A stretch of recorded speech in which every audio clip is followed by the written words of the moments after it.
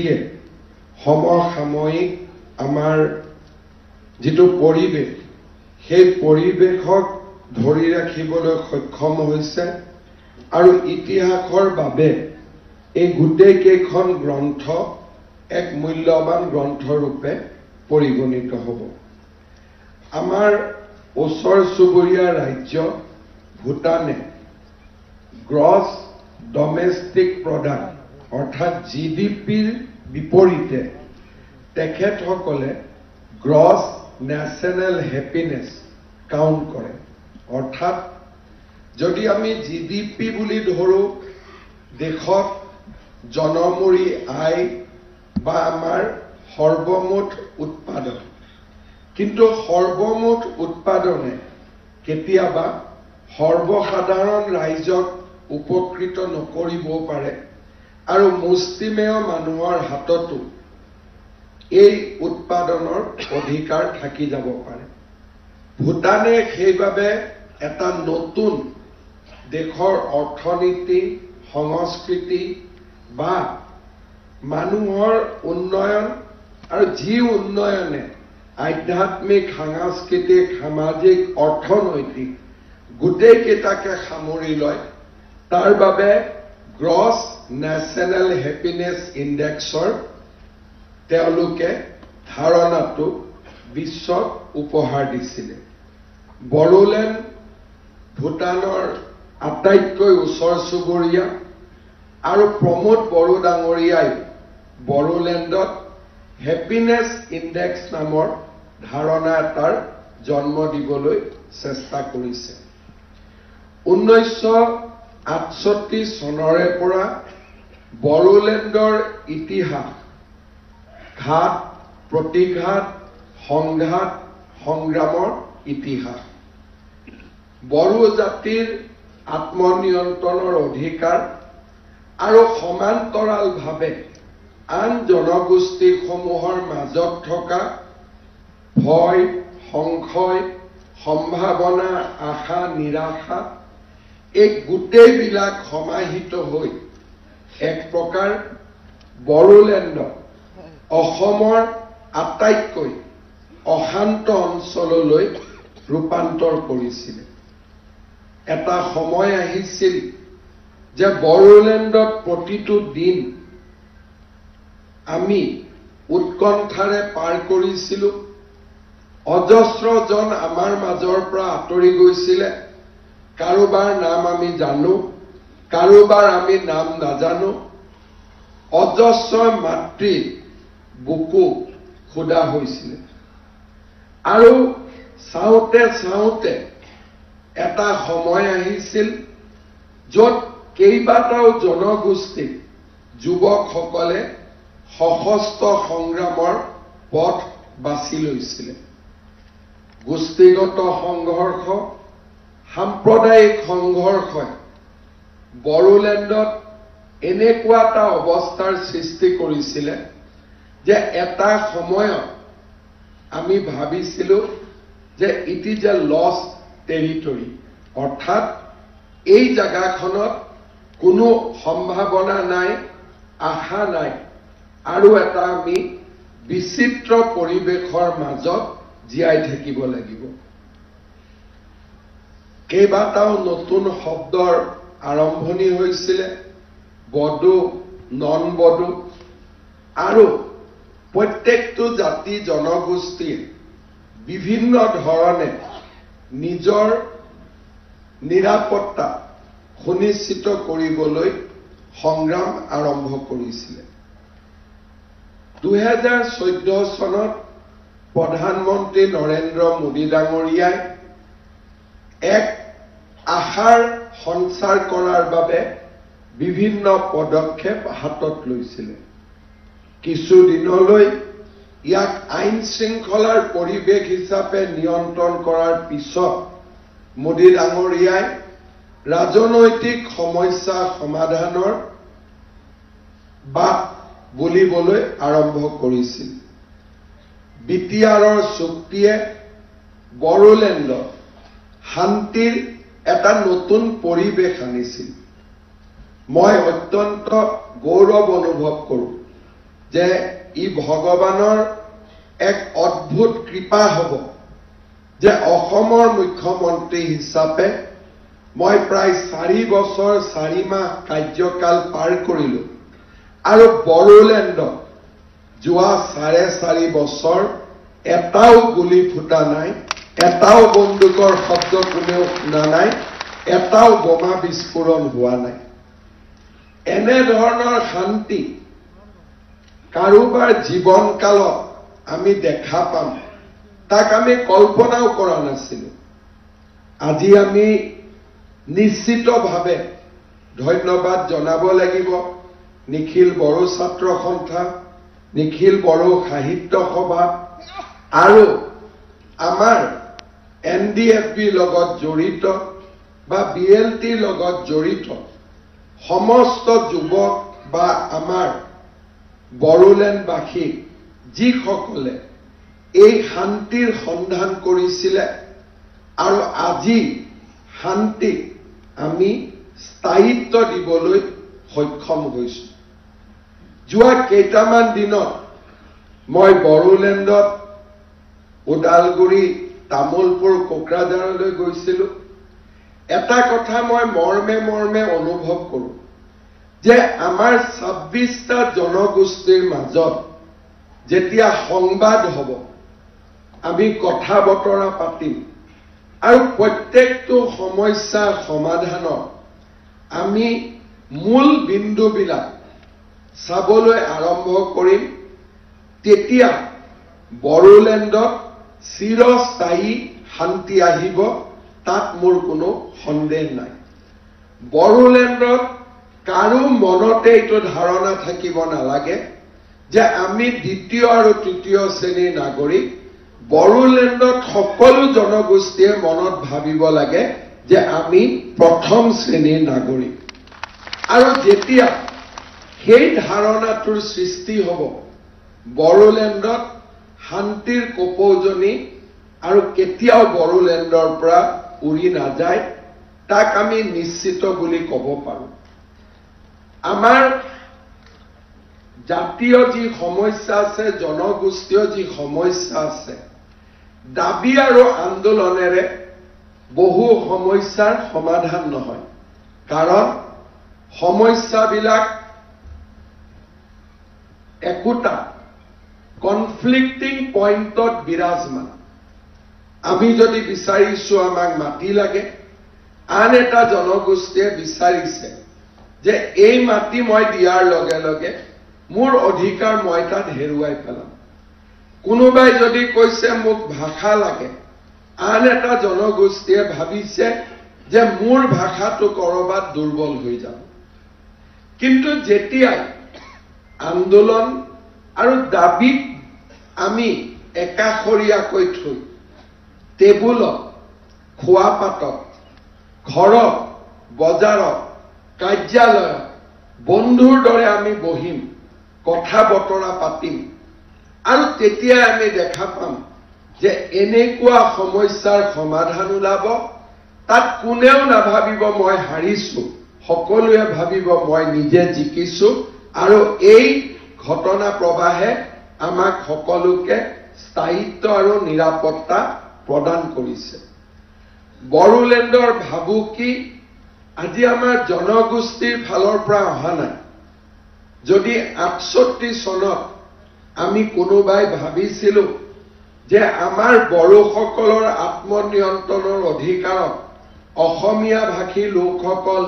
বাধাৰ প্ৰাচীৰ হৈছে, আজি পৰিৱেশ আৰু পৰিস্থিতিয়ে অসমীয়া লোকসকলৰ মাজত নিশ্চিতভাৱে এটা নতুন ভাৱৰ সঞ্চাৰ হৈছে যে বৃহত্তৰ জাতিসত্তা নিৰ্মাণ কৰিবলৈ জনজাতীয় লোকক প্ৰাপ্য সন্মান আমি দিবই লাগিব, অধিকাৰ দিবই লাগিব। আজি বহল অসমীয়া সমাজখনে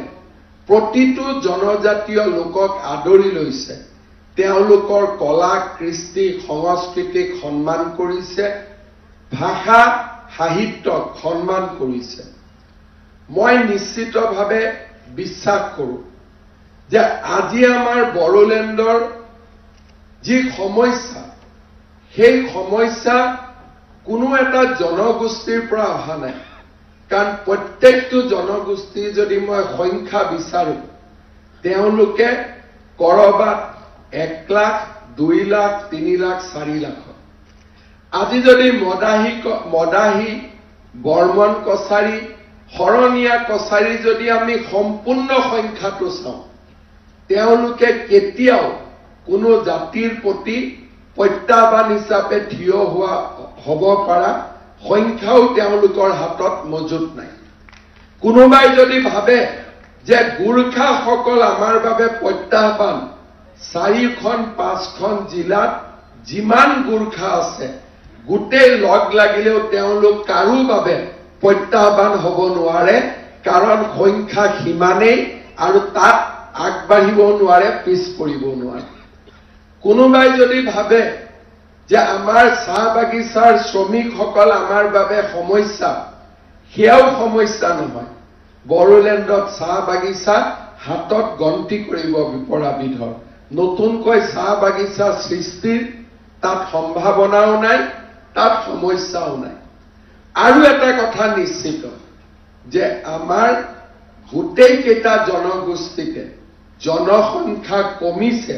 কতো জনসংখ্যা বঢ়া নাই 2022 চনৰ ন্যাশনাল হেলথ সার্ভে রিপোর্ট মতে আমার যাক আমি জনগোষ্ঠী বুলি কওঁ আমার ফার্টিলিটি রেট 2.1 লৈকে নামিছে অর্থাৎ এটা সময় আহিব আৰু উইদিন নেক্সট 4 to 5 years আমাৰ জনগোষ্ঠী বিলাকৰ পৰিয়ালত সন্তানৰ সংখ্যা এটা বা দুটা হ'ব তাতকৈ বেছি নহয় কাৰণ আমাৰ হেলথ সাৰ্ভেত নিৰন্তৰ দেখুৱাই আছে যে আমাৰ ফাৰ্টিলিটি ৰেট ইজ 2.1 তাৰ মানে গিৰিয়েক ঘৈণীয়েক লগ লগাই পৰিয়ালত মাত্ৰ এটা এইটোৱে হৈছে জনগোষ্ঠীয় লোকৰ সংখ্যা বৃদ্ধিৰ হাৰ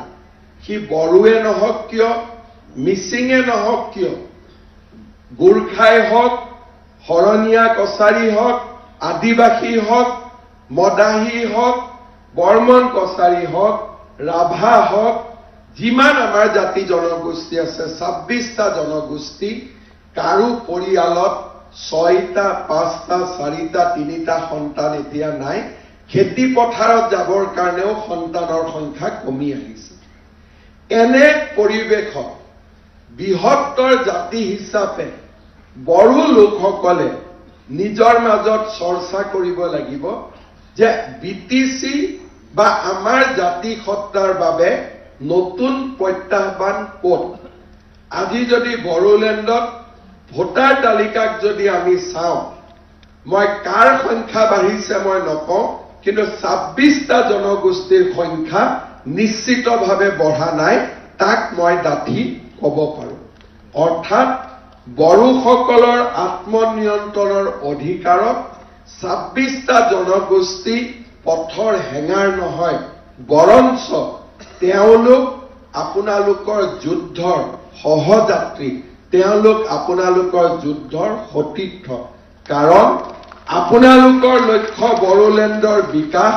আৰু এই 26টা জনগোষ্ঠীৰ লক্ষ্য বড়োলেণ্ডৰ বিকাশ ভাষা সংস্কৃতিৰ উত্থান যোৱা 5টা বছৰত অসমৰ মই এনে এজন মুখ্যমন্ত্ৰী হম যি 212তকৈও বেছি বিটিসি অঞ্চলত যোৱাৰ মোৰ সৌভাগ্য হৈছে মোৰ আগতে কোনোবা মুখ্যমন্ত্ৰীয়ে হয়তো 5টা বছৰত 5 দিনো বিটিসিত যাবলগীয়া হোৱা নাছিল কিন্তু মই হিচাপ কৰি চাইছো যে 212তকৈও বেছি মই বিটিসিলৈ গৈছিলো আৰু বড়োলেণ্ডৰ সমস্যা সন্মুখৰ পৰা মই দেখিছিলো আৰু সম্ভাৱনা বিলাকো মোৰ সন্মুখত ধৰা দিছিল বড়োলেণ্ডৰ বৃহত্তৰ জাতি হিচাপে বড়ো আৰু আন 26টা জনগোষ্ঠীৰ মাজত যেতিয়া হ্যাপিনেস ইনডেক্স বাঢ়িব তেতিয়া মই নিশ্চিতভাৱে ক'ব পাৰো সমগ্ৰ অসমৰ ভিতৰতে বড়োলেণ্ড এটা অৰ্থনৈতিক শক্তি হিচাপে ই প্ৰতিগণিত হ'ব আৰু বড়োলেণ্ডে ৰাজ্যৰ আটাইতকৈ অৰ্থনৈতিকভাৱে শক্তিশালী অঞ্চল হিচাপে পৰিগণিত হ'ব মোৰ বিশ্বাস 5টা বছৰৰ শান্তিৰ প্ৰচেষ্টাৰ পিছত এতিয়া সমন্বয়ৰ প্ৰচেষ্টা হ'ব সমৃদ্ধিৰ প্ৰচেষ্টা হ'ব আৰু বিকাশৰ প্ৰচেষ্টা হ'ব অহা 5টা বছৰ শান্তিৰ 5টা বছৰৰ পিছত শান্তি itself is not a milestone শান্তি এটা কেতিয়াও সূচক হ'ব নোৱাৰে কাৰণ শান্তি থাকিলেহে উন্নতি হ'ব তাৰ মানে peace is a means for development it is not a end in itself শান্তি ই শেষ শৰ্ত হ'ব নোৱাৰে প্ৰগতিৰ বাবে শান্তিৰ প্ৰয়োজনীয় কিন্তু প্ৰগতি বিকাশ সম্প্ৰীতিহে আমাৰ লক্ষ্য এই শান্তিৰ 5টা বছৰক আমি মূলধন হিচাপে লৈ অনাগত 5টা বছৰত আমি বড়োলেণ্ডত শান্তি আনিব লাগিব সমৃদ্ধি আনিব লাগিব প্ৰতিটো জাতি জনগোষ্ঠীয়ে সুখৰ অনুভূতি কৰিব লাগিব আৰু মই বিশ্বাস কৰোঁ যে যেনেকে আমাৰ অসমত কিবা এটা ঘটনা পৰিঘটনা হলে সেই ঘটনা পৰিঘটনাৰ নেতৃত্ব লৈ সামাজিক শান্তি আনাৰ দায়িত্ব বৃহত্তম ভাষী হিচাপে অসমীয়া লোকসকল তেনেকৈ বড়োলেণ্ডত স্থায়ী শান্তি অনা আৰু সকলো জনগোষ্ঠীৰ মাজত সমন্বয়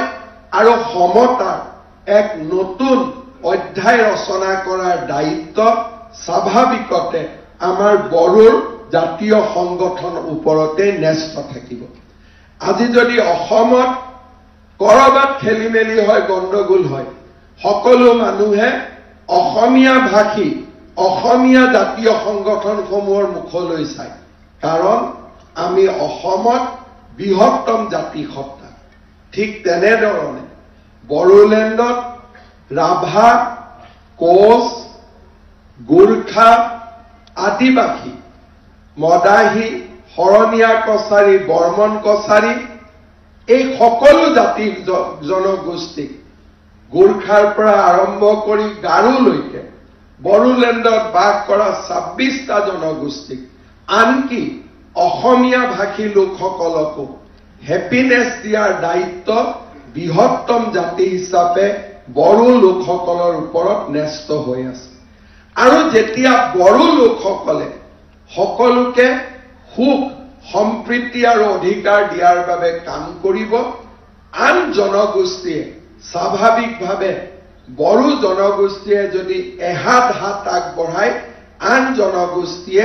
2 হাত আগবঢ়ায় বড়ো লোকসকলক আলিংগন কৰিব তাত মোৰ কোনো সন্দেহ নাই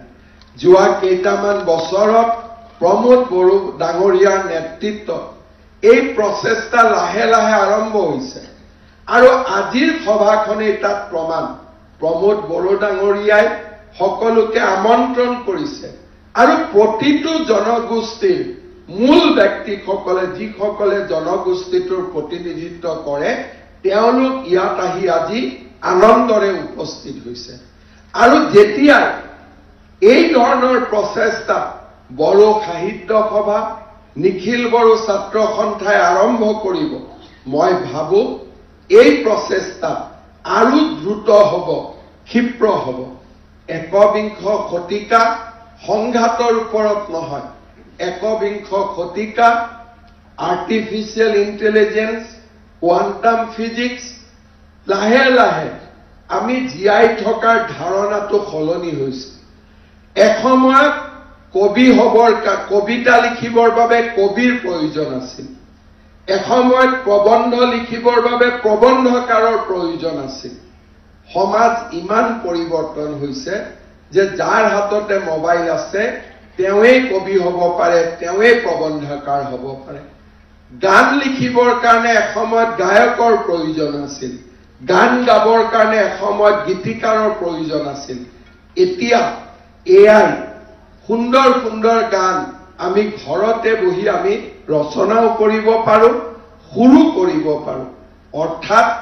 পুৰণা যিবিলাক আমাৰ মাজত ইছ্যু আছিল, বিজ্ঞানে সেই ইছ্যুবিলাকক নোহোৱা কৰি পেলালে।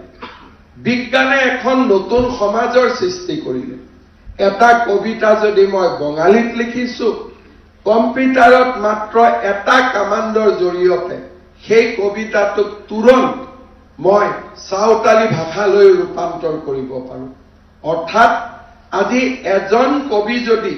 অসমীয়া কবি হয়, তেওঁ অসমীয়া কবি হৈ থাকিব নোৱাৰে। তেওঁ যদি মনত ভাবে মই গ্ৰীচৰো কবি হ'ম, মই ফৰাচীৰো কবি হ'ম, মই আমেৰিকাতো মোৰ কবি যাব, পাকিস্তানতো মোৰ কবিতা যাব, বাংলাদেশতো মোৰ কবিতা যাব, আফগানিস্তানতো কবিতা যাব, কম্পিউটাৰত এটা কমাণ্ডেৰে মই মোৰ কবিতাটো পৃথিৱীৰ সকলো ভাষালৈ ৰূপান্তৰ কৰিব পাৰো। অৰ্থাৎ ভাষাৰ বা জাতিসত্তাসমূহৰ সমস্যা, বিংশ শতিকাৰ সমস্যা আৰু একবিংশ শতিকাৰ সমস্যা সম্পূৰ্ণ পৃথক। ভূপেন হাজৰিকা ডাঙৰীয়াই কৈ গৈছিল, এয়া বিজ্ঞানৰ যুগ। লাহে লাহে আমাৰ মানসিকতাৰ পৰিৱৰ্তন হ'ব। লাহে লাহে আমি বিজ্ঞান প্ৰযুক্তিৰ নতুন দিনলৈ যাম। পুৰণি ইতিহাস আমি আঁতৰাই পেলাম আৰু আমি নতুন ধৰণে সমাজখনক বুজি পাবলৈ আৰম্ভ কৰিম। মই বিশ্বাস কৰোঁ যে আমাৰ মাজত থকা ক্ষুদ্ৰ ক্ষুদ্ৰ সমস্যা কেইটামান সমাধান কৰি পেলালে আমি বড়োলেণ্ডত স্থায়ী শান্তিৰ পথ বিচাৰি পাম। আৰু এই সমস্যাবোৰ এনেকুৱাও নহয় যে সমস্যা কেইটা সমাধান নহলে কৰবাত কাৰোবাৰ অকণমান ক্ষতি হ'ব, কাৰো ক্ষতি নহয়। মোক আজি ৰাতিপুৱা আপচুৰ প্ৰতিনিধি মণ্ডল গৈছিলে, মোক কৈছিলে যে অসমত অসমীয়া ভাষাৰ লগতে আপোনালোকে দিয়া নটিফিকেশ্যনত কৰিব পাৰে নেকি যে 13খন বড়ো অধ্যুষিত জিলাত অনুবাদ বড়োলৈকেও হ'ব। মোৰ চিন্তা কৰোঁতে 10 ছেকেণ্ডো নালাগিলে যে নিশ্চিতভাৱে বড়োলৈকে হ'ব। কাৰণ মই জানো, মই যদি অনুবাদ নকৰোঁ এয়াই অনুবাদ কৰি দিব। মই তাক কেনেকৈ ৰাখি থ'ব পাৰিম? মইতো ৰাখি থ'ব নোৱাৰো। যদি গভৰ্ণমেণ্টে ওলোৱা চাৰ্কুলাৰখন মই অসমীয়াত ওলাল, আপচুৰ প্ৰতি